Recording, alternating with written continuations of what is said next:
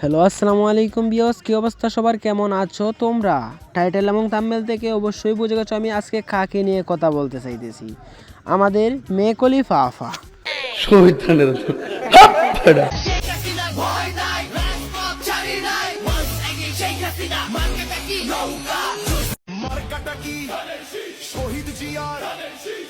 যাই হোক, কিছুদিন আগে দেখলাম শেখ হাসিনাকে নিয়ে ভিডিও বানাইতেছে, এখন দেখি আবার দানিশ শীষ নিয়েও ভিডিও বানাইতেছে।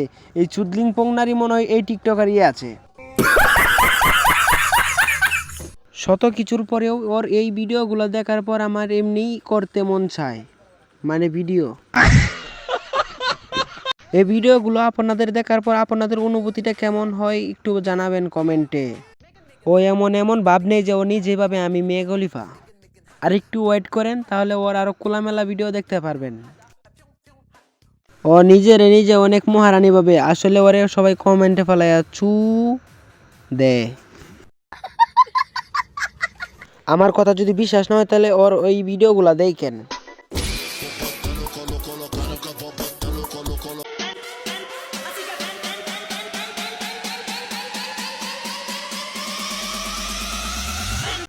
আমি বুঝতে পারছি তোমরা এই ভিডিওগুলো দেখার পর তোমরা নিজেরাই হ্যান্ডেল মারতে বসে পড়ছো।